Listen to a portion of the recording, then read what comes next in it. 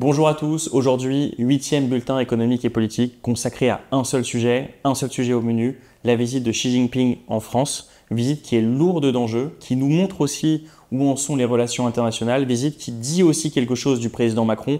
On va essayer de décortiquer tout ça dans ce bulletin économique et politique, mais tout de suite, générique. Monsieur le ministre, chers collègues, cette COP28, elle est placée sous le signe du bilan. Vous voyez bien que les inégalités, elles progressent dans ce pays. C'est bien qu'on... Non, c'est pas un autre. Non, c'est pas un autre sujet. Pouvez-vous tout simplement nous dire que c'était un accident et non un précédent?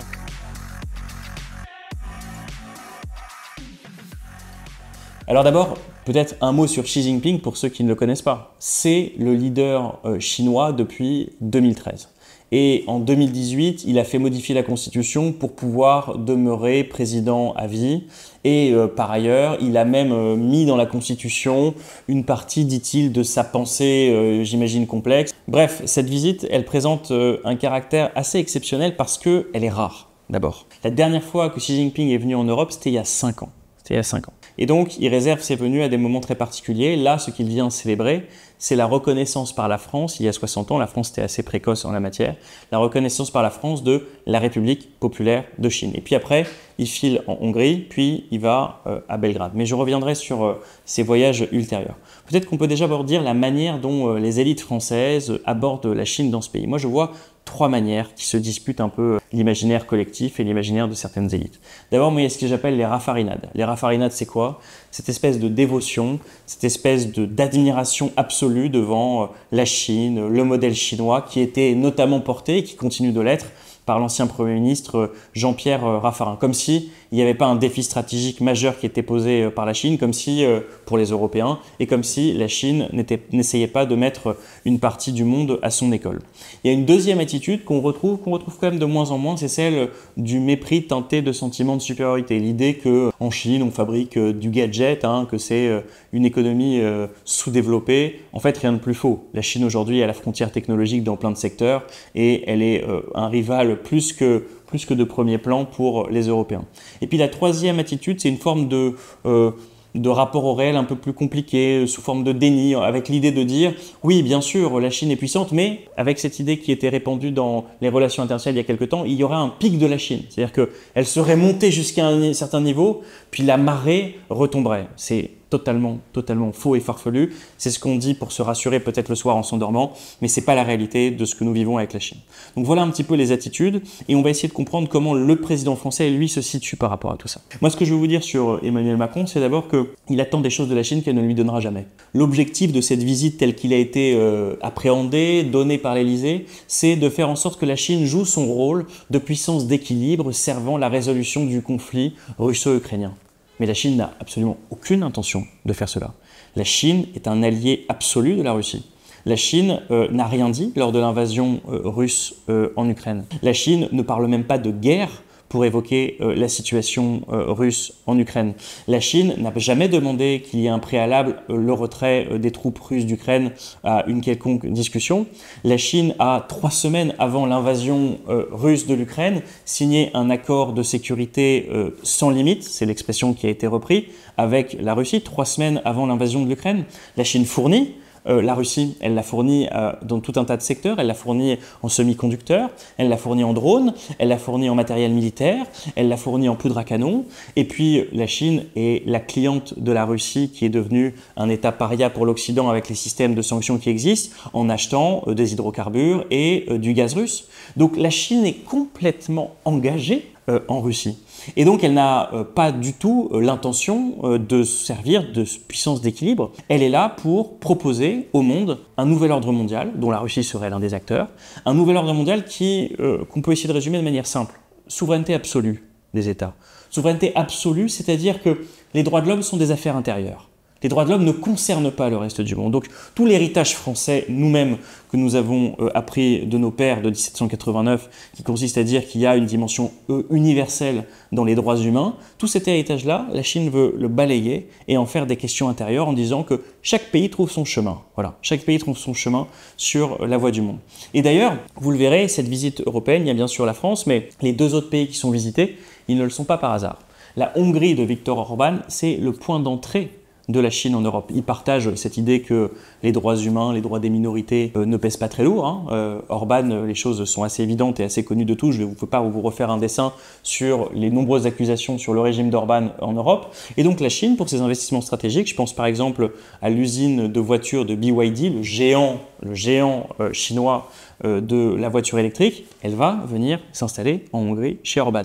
Et puis ensuite, il va à Belgrade. Belgrade, c'est l'une des seules capitales qui a signé son initiative globale de civilisation. Initiative globale de civilisation, c'est une expression qu'elle a lancée et un forum qu'elle a lancé en 2023 avec des pays comme le Sud-Soudan, avec des pays comme le Venezuela, avec cette idée encore une fois qu'un ordre du monde dans lequel les droits de l'homme tiennent le haut du pavé n'est pas un ordre du monde souhaitable. Donc vous voyez, la Chine est en train de tisser sa toile et elle met les moyens pour cela. Elle ne prend pas ce sujet à la légère. Elle est dans une logique où elle essaye de véritablement faire basculer le monde dans autre chose. Et je vais essayer de vous donner des exemples assez clairs. D'abord, elle se définit elle-même comme le plus grand pays en développement. Son idée, c'est d'être le porte-voix, la tête de pont du Sud global dans un monde qui ne ferait pas, et c'est vrai qu'il y a des doubles standards parfois des Occidentaux, qui ne ferait pas sa place au Sud global. Vous avez des programmes mondiaux qui ont été lancés successivement. Vous avez le programme des routes de la soie, vous avez le programme de sécurité internationale, l'initiative de sécurité collective, l'initiative de développement global, l'initiative dont je vous ai évoqué tout à l'heure de civilisation globale. Donc ça, c'est des programmes qui ont été lancés entre 2013 et 2021. L'idée de la Chine avec ces programmes, elle est de dire plusieurs choses. Elle est de dire d'abord, j'accompagne les économies intermédiaires. Ce sont des relais de puissance. C'est la logique des routes de la soie. Avec ces économies intermédiaires, par ailleurs, au passage, j'exporte mes surproductions en matière de construction et je crée les routes commerciales de la Chine et en même temps, je mène une action diplomatique. Et puis, il y a cette idée dans le développement de ne pas absolument pas lier ce qu'ont fait parfois les Européens, parfois les Américains, de lier les questions de développement à des questions de respect de droits humains. La Chine dit, mon seul sujet, vu que les droits humains sont des affaires intérieures, ce sont d'aider sur les questions de développement. Et donc, elle a tout un programme, l'initiative globale de développement, d'ailleurs en partenariat avec l'ONU, où dans les faits, elle aide sur des questions d'alphabétisation, sur des questions de grande pauvreté, sur des questions de lutte contre des problèmes environnementaux, etc., etc. Mais elle le fait selon sa logique, selon son prisme et selon sa vision du monde. Donc vous avez ces grands programmes qui se développent. Vous avez ensuite un choix aussi vers les continents émergents, les grandes plaques démographiques et notamment le continent africain. 70% de l'infrastructure numérique qui est déployée, c'est Huawei. Vous avez l'année dernière plus de 100 hauts gradés de tout le continent africain qui se sont réunis en Chine dans le cadre de cette initiative de sécurité collective pour discuter de leur vision de la sécurité du monde et de la sécurité collective. Vous avez aussi, il faut bien s'en rendre compte, une Chine qui a des moyens diplomatiques, de presse à travers le monde qui sont gigantesques. Moyens diplomatiques, la Chine, peut-être que ça vous allez tomber de votre chaise, mais c'est plus de diplomates, plus d'ambassadeurs que les États-Unis. Donc partout dans le monde, des gens qui vont faire la promotion du modèle chinois, qui donnent conférences, qui écrivent dans les revues, etc., etc. Donc vous avez ce réseau-là. Vous avez le réseau international de presse qui est 2 fois plus gros que celui de CNN.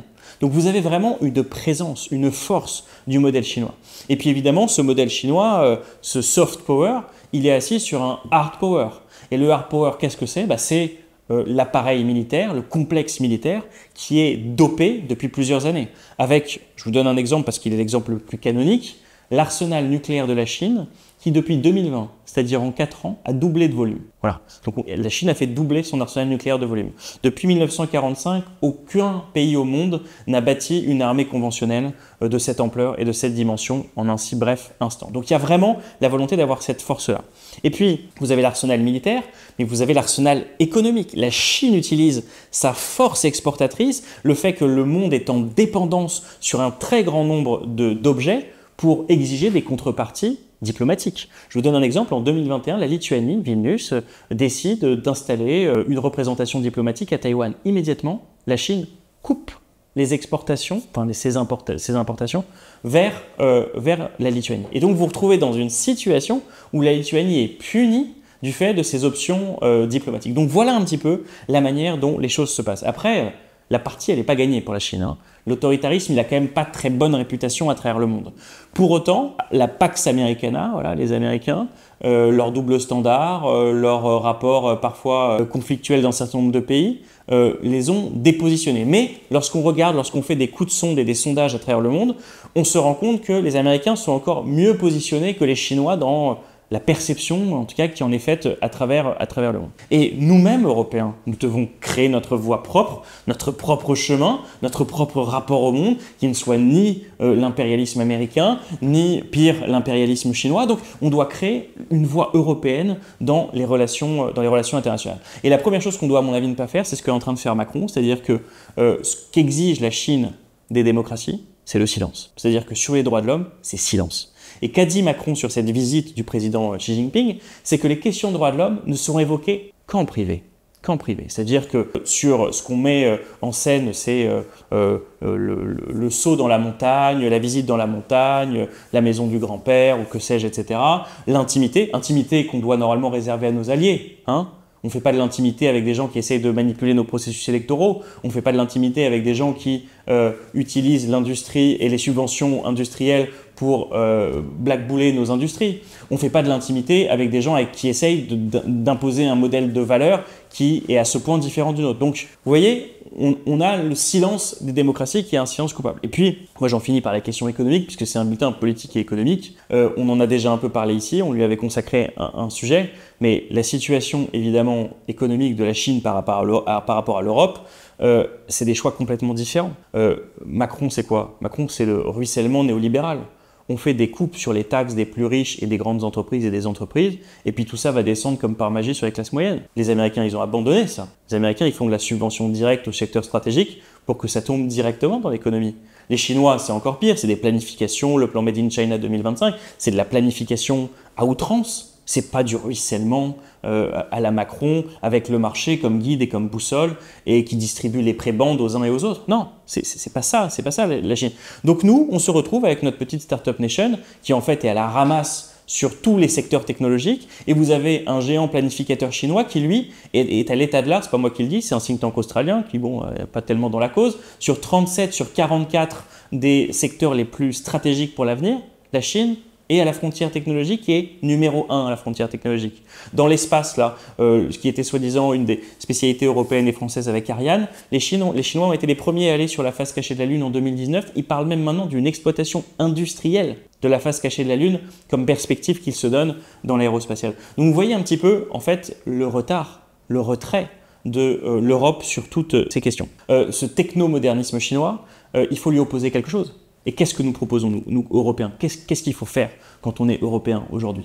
La première chose à faire, c'est juste de remettre l'État au milieu du village. Ce n'est pas le marché qui est au milieu du village, c'est l'État qui est au milieu du village. C'est à l'État d'organiser la prospérité collective, bien sûr avec du marché dedans. On ne dit pas qu'il n'y a pas de marché, mais l'État qui organise la prospérité collective. Ça veut dire quoi? Ça veut dire que, par exemple, sur la politique commerciale, au lieu d'avoir laissé, comme on l'a fait pendant des années, laisser rentrer des panneaux photovoltaïques au point qu'on a ratiboisé tout producteur européen, on ne refait pas la même chose sur les voitures électriques. Là, aujourd'hui, les ports européens dégueulent de voitures électriques chinoises et des surproductions chinoises. Est-ce qu'on laisse tout entrer sans quota et on accepte la destruction du secteur automobile européen à horizon 10-20 ans? Ou est-ce qu'on se dit qu'il faut qu'on protège aussi ces industries en Europe parce que demain, s'il y a un conflit, que sais-je, avec le monde, on ne veut pas être tenu pour nos médicaments, pour nos voitures, pour tout ce qui concerne notre souveraineté, par un régime dont on ne connaît pas demain le chemin qu'il prendra à l'autre bout de la planète. Donc c'est ça la question qui se pose. Est-ce que sur les secteurs d'avenir, on ne met pas des aides d'État à fond les ballons pour l'applicatif, au lieu aujourd'hui au lieu de faire ce combat de nains où on se neutralise les uns les autres, la France, l'Allemagne, engagés les uns contre les autres, en se disant oh là là, si un fait plus d'aides d'État que l'autre, mais quel drame, etc. En face, vous avez des géants qui font des aides d'État à tour de bras. Laissons les États européens faire des aides d'État dans les secteurs stratégiques, faisons-leur confiance. Aidons-les à travailler, n'essayons pas d'avoir ce niveau zéro de l'intervention publique tel qu'il est espéré. Et puis, que font les Américains? Les Chinois, ils ne se posent même pas la question parce qu'ils font chez eux. Mais les Américains, pour relocaliser, vous voulez des subventions? Il faut des clauses de territorialité. Vous faites de la production ici. Si vous voulez bénéficier de subventions pour votre industrie, il faut être présent sur le territoire américain. Il faut du Made in America. L'Europe, elle doit prendre le même chemin. Voilà. Il faut arrêter avec cette docilité. Il faut arrêter avec cette naïveté. Il y a un défi stratégique devant nous. Alors, le président Macron, pour l'instant, c'est totalement absent de ces réflexions, en tout cas de tout ce qui ressort de cette visite. Mais voilà le défi qui est devant nous. Voilà ce qu'on doit faire en tant qu'Européens, si on veut, et en tant que Français, si on veut avoir un avenir qui ne soit pas un avenir d'asservissement aux uns et aux autres. Voilà, c'était ce que je voulais vous dire aujourd'hui. Bulletin économique et politique numéro 8. Donc, si ça vous a intéressé, abonnez-vous, likez, partagez. Et puis, on se retrouve dès la semaine prochaine pour d'autres sujets et d'autres problématiques. À bientôt, au revoir.